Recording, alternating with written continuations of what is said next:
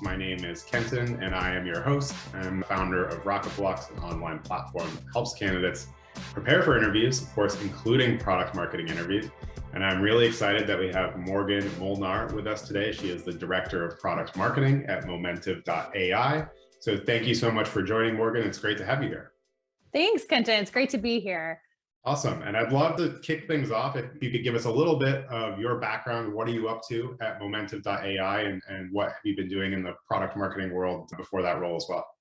Yeah, sure. So Momentive, known more formally as the maker of SurveyMonkey and Get Feedback, is a leader in agile insights and experience management. So what we did recently within the last month is relaunched and rebranded our company from SurveyMonkey Inc. to Momentive. It was a big time for us. Really exciting to be able to showcase the new branding and move from just being known as the survey platform to more of an enterprise focused experience management company with AI powered solutions for understanding your market, elevating your brand, building winning products. So really fun time to be at the company right now. And I lead product marketing for our global insights business.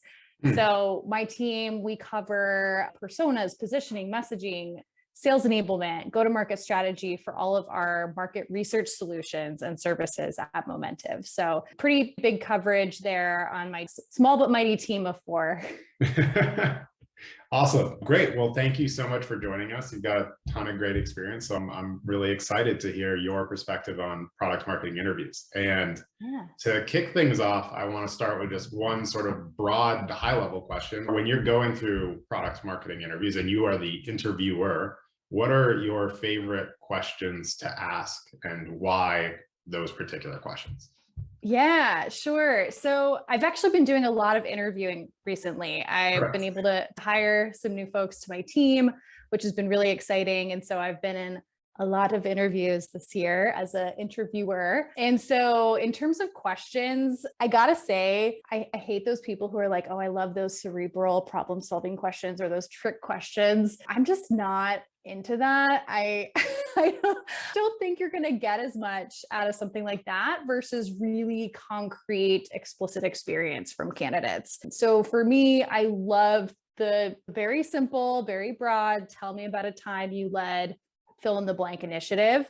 How did you tackle it? What were the challenges you faced? Things like that. That's usually what I start with based on whatever the top need is for the role I'm trying to fill. And given your focus on product marketing, tell me about what are some of the fill in the blanks that you go to because you want to sort of assess the skills that maybe would come along with that sort of experience. Yeah, I rattled off earlier what my team covers. So those things specifically, I'm really focused on in the interview process. So your process, doing research to develop, tell me about a time you led messaging for a new feature or product launch. Tell me about the go-to-market strategy you developed for a recent feature or product launch. What was the execution plan like? Who was involved? Kind of just really give me the details of your experience for some of those top initiatives. I really like the broad nature of that question too. I do try to keep it open-ended on purpose. And the reason for that is I want to be able to gauge the candidate's storytelling ability, the ability to clearly and concisely communicate. And when they're answering that question, I'm looking for things like, what was the business context, the strategy, the problem they were trying to solve, and then that ability to put together a plan, execute, work with the right people to overcome challenges. So I'm looking for them to answer a broad question in a way that's going to be specific, but not ramble on or take too much time of the interview. Got it. That makes sense. And then on the flip side, so you don't like the quote unquote cerebral trickster questions, as you called them. What is an example of one of those brain teaser type thing? Like how many golf balls fit in a 747? I'll tell you about one that I actually received for a job I ended up getting, but still, and I'm a researcher turned marketer. So way back early on in my career, I was interviewing for analyst roles, consulting roles. And so it was a little bit more technical, a little bit more problem solving. They're looking to see how your mind works, what variables you think of, things like that. Mike Salemi, he asked me this question and I still hate him for it. But it was a question about an oil spill in, I don't know where it was located, but an oil spill that affected a group or species of very specific type of bird. And wiped out some portion of this species, and some organization was trying to figure out how much to fine the company that was responsible for the oil spill for the impact on this bird population. Yeah. And it was, how would you come up with a number to fine this company? That was the question. I was like, all right, let me pause and think about this for a little bit. The purpose of questions like that is really to understand how your mind works. What are the things you're thinking about? Are you coming at the problem from a lot of different angles? How are you thinking a qualitative problem? How are you turning that into something quantitative? So it made sense for the role, but for something like product marketing, I want to get a little bit deeper into tactical experience, ability to craft messaging or understand value props on the fly, things like that. Yeah. It's a fun example that you brought up. I don't know what particular maybe consulting firm was doing that type of work in case which it might be relevant. Yeah. But there's a bunch of those sort of brain teasery questions floating around, like how many golf balls fit into a 747, right?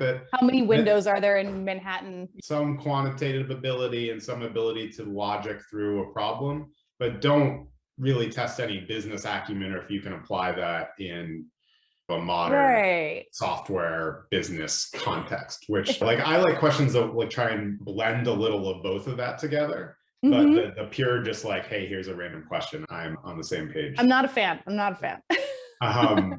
So let's jump to the next question, which is, tell me a little bit about what are some of the common mistakes you see? Let's imagine you're advising a friend who's applying to a product marketing role and you're like, hey, make sure you avoid doing X and Y. I see this all the time. So I just talked about how I love to get in the weeds on true tactical experience. And I've seen this before where candidates try to get hypothetical, like here's what I would do, or here's how I would maybe approach this, which I think can be effective. But what I really want to see as an interviewer is clear, concrete examples that really demonstrate that you have that experience and can apply it in a real world scenario. What I don't like is when a candidate will spew a PMM playbook back at me. That's the kind of thing where I'm like, okay, they're saying what they think I want to hear, but is it real? Is there any substance there? And so always tying back to real examples in your work is going to be the most, for me at least, the most effective way to communicate your experience and ability to do the job.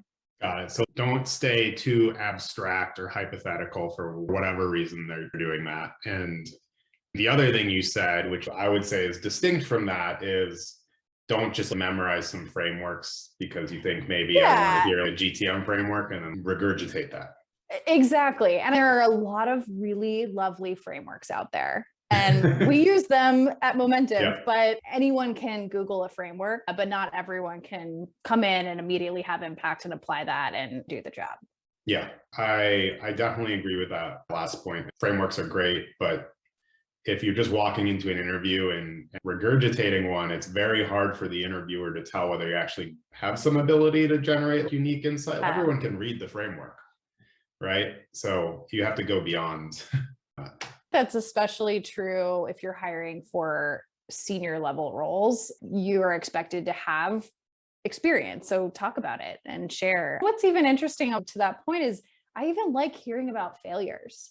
It doesn't have to be some perfect cookie cutter shining example of how something went perfectly right. It can be a failure and what you learned from it and what you would have done differently. But having that real experience is critical. Completely agree. Cool. So let's shift gears and let's talk about the course of the interview process for a product marketer. And you probably have a panel of folks that are interviewing any particular candidate, and you're trying to assess a certain bucket of skills. Does this person good at X, Y, Z, the things we really need for this role? So as you think about product marketing interviews and what that set of skills, what are the top 3 or 4 skills that you're really trying to suss out? Does this person bring this to the table or not? Yeah. So the process at Momentive will always do the typical hiring manager screen to assess like just initial gut reaction on fit and experience. Do you do it with like a hiring manager as opposed to a recruiter first? Well, it depends. So if we are the hiring manager outbounding and trying to find folks on LinkedIn, maybe we'll do an informal chat first. The recruiter will do, of course, all of the administrative type of screening. assessing comp expectation ranges, ability to work in the US, those kinds of things there. And then the hiring manager will do a screen. We do have then a panel. It's a series of one-on-one interviews with a lot of the key partners. So you're going to be talking with product marketers, demand gen leaders, sales leaders, and product leaders without fail in every product marketing interview at Momentive. And then we also have a second round after that, which is a presentation round. And I have interviewed and hired product marketers without a presentation round, and it hasn't worked out in the past. And so now, without fail, I'm going to do a presentation round because it really, again, that is another way of getting that practical experience across. You're also assessing things like presentation, poise, executive presence, things like that. But in those panel interviews, just to go back to your question for a second, some of the key skills I'm looking for are going to be things like just general business acumen. So at Momentive, we're hiring predominantly B2B product marketers that are going to be focused on enterprise.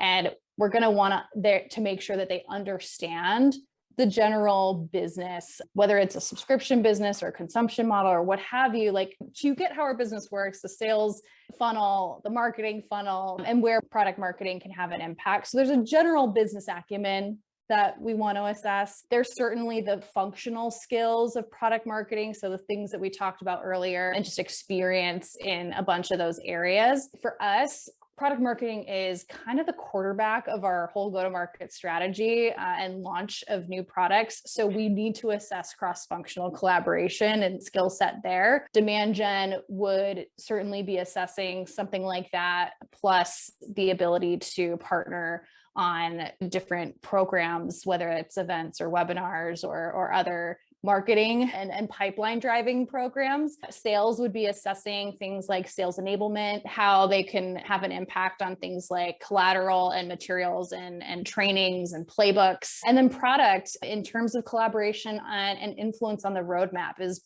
PMM going to be bringing a landscape and customer and competitive point of view to how we plan, and then how we take what is being built and translate that into the go-to-market strategy and plan. So each different partner or peer role that we have assessing a product marketing candidate is going to focus on something that's going to be very specific to how that function would partner with product marketing. And so, native to each of their responsibilities. Exactly. And all the while, we're all assessing things like culture fit. At least at Momentive, we don't have a very competitive culture, or we're very collaborative. So we want to make sure someone's going to be able to fit into some of the values that we have at the company.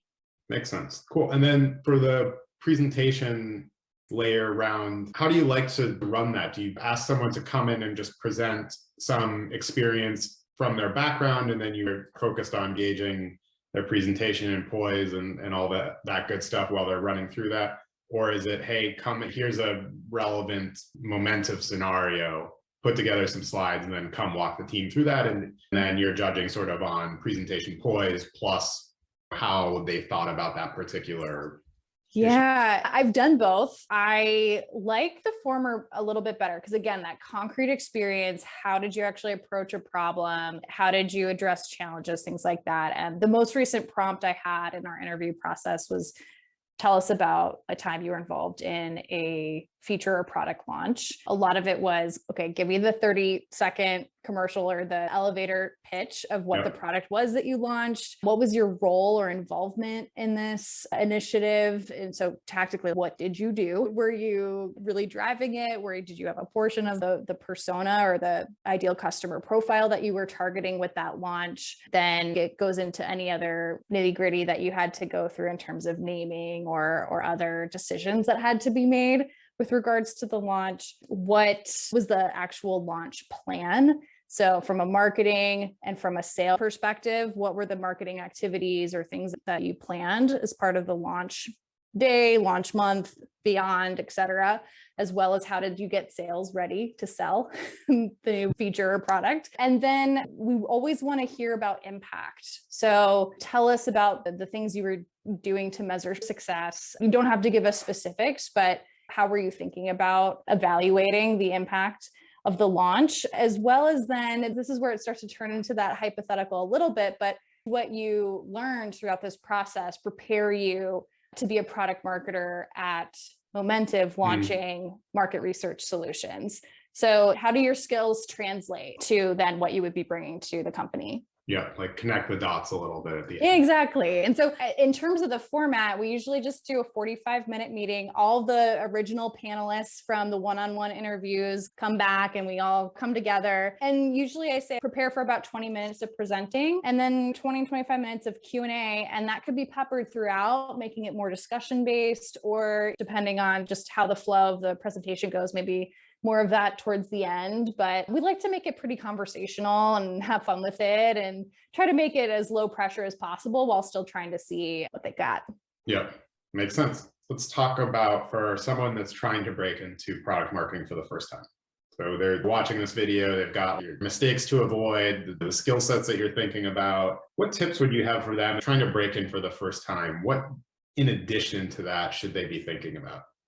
Yeah, it's a really good question. And it's tough, especially for senior product marketing roles, to hire folks who haven't done it before because it is such a specific role. And I've made a career switch in my history too. So I'm a market researcher turned product marketer. And for me, I kind of fell into it. So it's probably not a fair comparison. But for me, a lot of the things that made me a good product marketer, even when I was just starting out, were things like my ability to know how to quickly do research and understand a buyer. And that translated really well to building personas. My role previously was also very involved with the sales team in a pre-sales capacity. So I really got to know our prospects, their lingo, their needs, their challenges.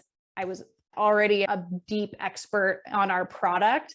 So there's a lot of things and knowledge that I was building, even though I wasn't in a product marketing role, that translated really well to the fundamental skills that you need. And so what I would almost do, and what I would recommend to someone who's getting into product marketing for the first time, is take a look at that job description and almost bullet by bullet, think about your own experience and how that experience translates to that need or that role or responsibility as part of that job description. Yeah. So a mapping exercise. Yeah, exactly. Like a mapping exercise. If you are a really good storyteller, or really good at connecting those dots, then someone's going to see that potential in you and take that chance. And that's certainly what I would recommend, because it's probably rare that product marketers actually start in product marketing. I don't know what the stat would be on that. I bet it's super small. Because I think, Lee, you can tell me if you agree with this, but it's still a relatively new profession, right? If you look at how many people of a percentage of all professionals, even working in tech industry,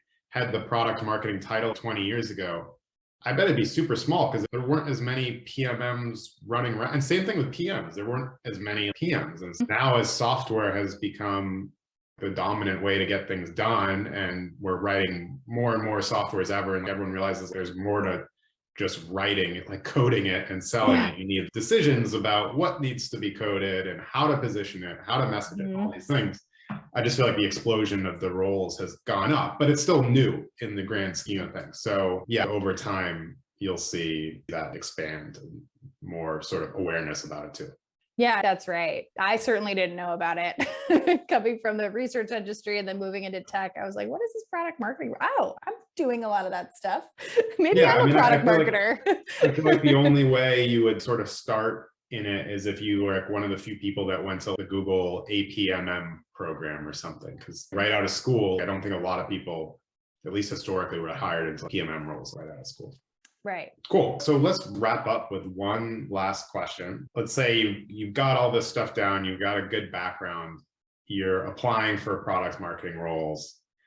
The good news is there's a lot of exciting roles out there. The bad news is there's a lot of candidates and competition. A lot of people want to work in tech these days, growing sector, exciting products, et cetera. How do you stand apart in these interviews? What else can you do to really make sure that at the end of the day, you're the one that gets the good offer call or offer email instead of the sad one?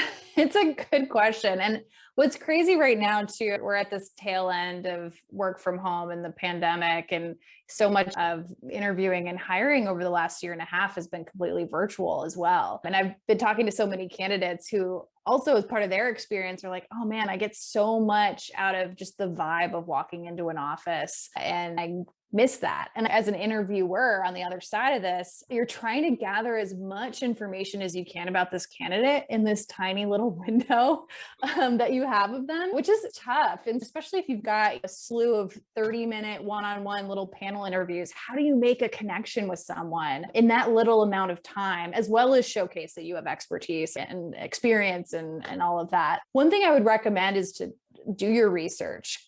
Come in with a really crisp understanding of the company, the product, the people that you're talking to. I built so much rapport with one candidate because we were in the same sorority in college. It seems really superficial, but even just like, oh, my cousin went to this university you went to, or whatever it was, a small little connection like that can immediately ease tension. You can start to laugh at the beginning of a conversation before you dive in. So much about, I actually just gave a networking workshop to our whole class of interns at Momentive, also virtually, but a stat is only 7% of the first impression that you make is actually the substance of what you're saying. So much more is your body language and your tone of voice. Humanizing yourself a little bit at the beginning of a conversation can really make you stand out and just warm someone to you. You want to be a human that someone else wants to work with. Totally. And the other part you said there that is underrated and maybe missed by a lot of candidates is the value of one of those small offhand comments, establishing some tiny mutual connection, or something that sort of brings some levity or lightness to the conversation that's otherwise can seem very formal. It's an interview, it's stressful, etc. Anxiety, at least for one side of it usually, is if you as the candidate laugh or bring up some moment that brings you some excitement or joy or whatever it happens to be, in many cases that will make you relax, and usually you will perform better if you're relaxed versus like ball stressed, super anxious. That stuff can benefit you from a psychological standpoint, your ability to stay calm in the rest of the interview. I completely agree. It helps you project confidence. There's a little bit of a fake it till you make it. And it's true. If you're smiling, if you've got good posture, those things just subconsciously bring you confidence in what you're doing. Totally. I completely agree. And that is a very good spot to end this conversation. Thank you, Morgan, for joining us. Thank you for sharing all the insights on product marketing interviews, your experience, and what candidates should be paying attention to and looking for. A lot of folks are really going to benefit from hearing everything you shared today. Kenton, thank you so much for having me. It was a pleasure. Of course. Good to see you. You too. This podcast is produced by ShareBird, the peer mentoring platform for product marketers. It is the place to discover on-demand resources to help you with your product marketing. To view past episodes, go to sharebird.com. And if you're preparing for product marketing interviews, check out Rocketblock's product marketing interview prep tools, the best place to practice PMM interview skills and get live coaching to ace your PMM interviews. Visit us at rocketblocks.me.